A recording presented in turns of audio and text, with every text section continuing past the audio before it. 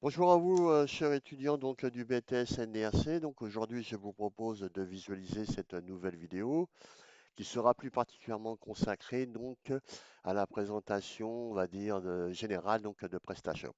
Alors pour ce faire, évidemment, il faut d'abord que vous puissiez vous connecter de sorte à pouvoir vous rendre sur la plateforme La Fabrique. Donc là ici, je vais prendre donc encore une fois l'identité du pseudo étudiant, donc Victor Hugo. Voilà, une fois le mot de passe renseigné, je me connecte, ce qui me permet d'arriver effectivement à cette page écran, donc à cette page accueil de la fabrique que vous connaissez désormais. Donc là, je vais rentrer précisément dans la partie du back-office de PrestaShop, en ce qui concerne la partie administrative précisément. Donc pour ce faire, il faut que je clique sur ici l'onglet administratif, Presta 20, voilà. Et là, j'accède donc à cette page d'accueil, à cette page administrative, autrement dit au back-office, pour le coup de PrestaShop, qui me permettra donc de faire toutes les manipulations souhaitées afin que ma boutique en ligne soit paramétrée selon mes souhaits. Alors, en termes de présentation, ici au niveau du tableau de bord, donc vous avez sur la partie latérale un menu. Ce menu va nous permettre effectivement encore une fois de faire les modifications souhaitées et souhaitables autour de trois grandes rubriques, ici en l'occurrence vendre, personnaliser et configurer. Donc nous verrons tout ça un peu plus dans le détail au fur et à mesure des vidéos qui se présenteront. Toujours sur la partie supérieure, mais cette fois-ci à droite, donc du, de cette page d'accueil. Donc, on voit effectivement qu'on a la possibilité d'accéder à un certain nombre d'éléments. Donc, ici, possibilité de voir ma boutique. Et l'intérêt, effectivement, c'est d'avoir, disons, le visuel de ce que peut proposer la boutique et de l'intégration des différentes manipulations effectuées. Donc, je clique ici et j'ai atterri directement sur cette boutique en ligne. Cette boutique e-commerce ou mon magasin d'une certaine façon, qui ici pour le coup correspond à une activité essentiellement effectuée sur le net, s'intitule donc un pure player. Donc là, on retrouve à peu près, disons, la configuration classique des différents sites e-commerce qui peuvent être proposés sur le net. Donc celui-ci, eh bien, on y trouve donc la possibilité de contacter le webmaster, de se connecter, et puis ici on a un petit visuel sur l'évolution de notre panier. Donc là, on a le nom de la boutique, en l'occurrence MyStore, avec effectivement ici un menu et des catégories pour chacune de ces grandes familles de produits. Et nous avons ici, juste en dessous, pour une présentation assez simple, ce qu'on appelle un sample ou bien un diaporama ou encore éventuellement un carrousel qu'on peut faire défiler à loisir. Donc tout ça peut être modifié, ainsi que cette présentation des différents produits, en l'occurrence ici populaire, qui permet, disons d'avoir un visuel un peu différent de ce que vous avez sous les yeux. En dessous, vous avez cet élément-là qu'on appelle une bannière qui peut être modifiée bien évidemment et assez souvent, comme dans la plupart des sites, vous pouvez trouver ici toute une série d'informations présentées différemment évidemment selon on va dire la nature de l'activité de l'entreprise, selon la culture de l'entreprise, selon le webmaster qui est censé gérer toute cette partie administrative. Donc là, possibilité de s'abonner à une newsletter et en dessous évidemment toute une série d'informations sur les produits, sur la société, sur votre compte dès lors que vous avez été finalement considéré comme étant un client et que vous aviez que vous êtes enregistré sur le site et puis là d'autres informations se rapportant évidemment à la boutique. Donc là, c'était juste pour vous présenter de façon assez générale à quoi peut représenter à quoi peut correspondre pardon une boutique en ligne. Alors ici, si on revient effectivement sur cette partie administrative dashboard, donc là, comme je vous le disais, bouton qui permet de voir sa boutique. Là, ici, qui permet, disons, de prendre connaissance des notifications. Là, de mon profil, si je voulais éventuellement retourner. et modifier donc quelques paramètres de ce profil.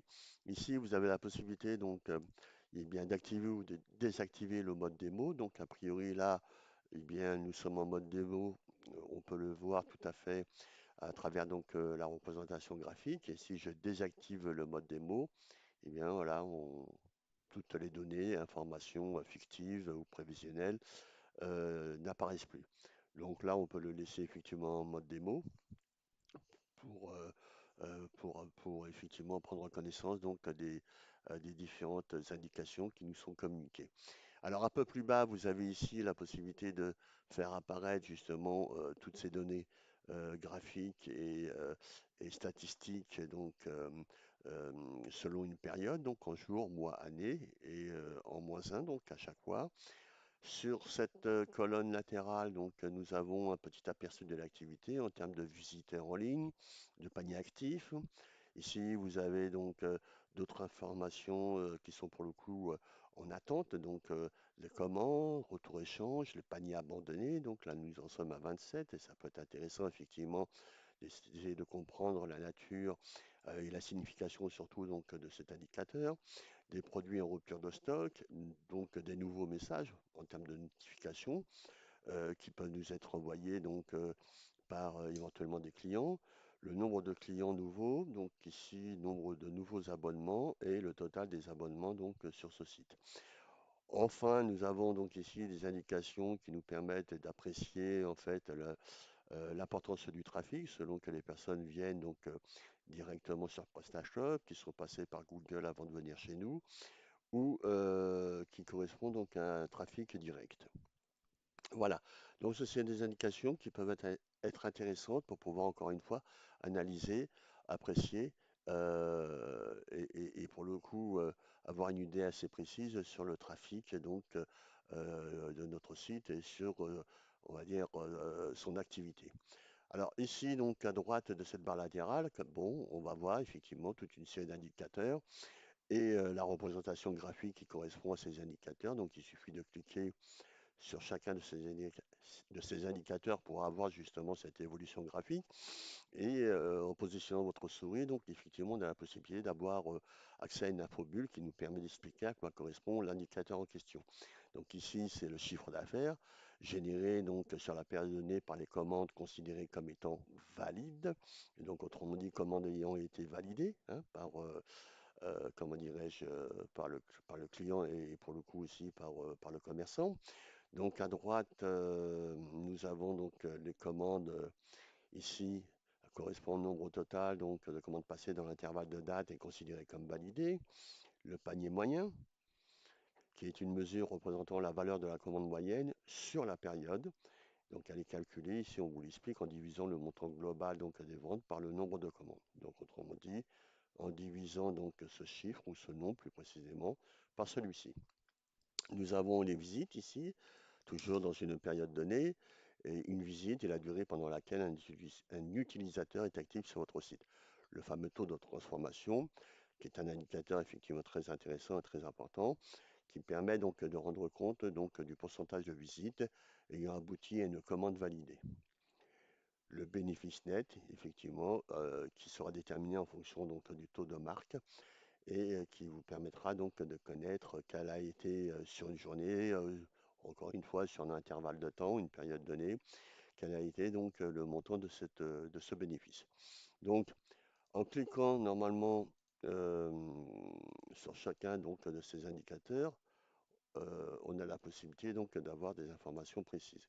Alors, si l'on veut voir justement à quoi correspond finalement la représentation graphique sur une période donnée, sur l'occurrence 2020, eh bien, il suffit de cliquer en l'occurrence sur l'un de ces boutons.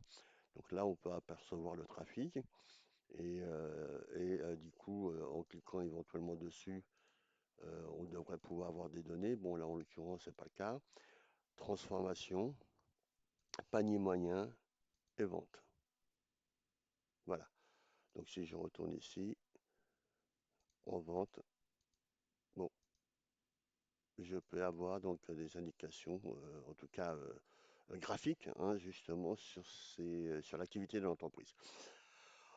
En dessous, donc, on a la possibilité aussi eh bien, de pouvoir prendre connaissance de toute une série d'éléments sur les produits et les ventes. Donc là, les dernières commandes récentes qui ont été effectuées par, en l'occurrence, le seul client qu'il y a pour le moment donc, sur la fabrique, les meilleures ventes effectuées, les produits les plus vus et les meilleures recherches réalisées.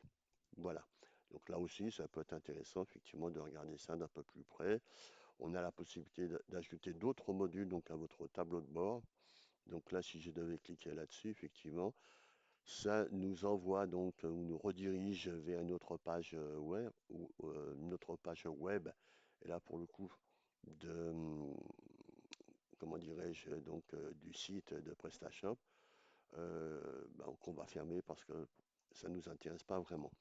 Alors à la droite donc de ce bloc, donc nous avons ici la possibilité de réaliser des comparaisons en termes de représentation graphique ou en termes de données chiffrées, et donc pour le coup en rapport avec l'activité de l'entreprise, donc d'une période à une autre. Donc il y a la possibilité effectivement de faire des comparaisons qui peuvent être intéressantes pour pouvoir apprécier quelle a été l'évolution de l'activité de l'entreprise donc sur une période donnée.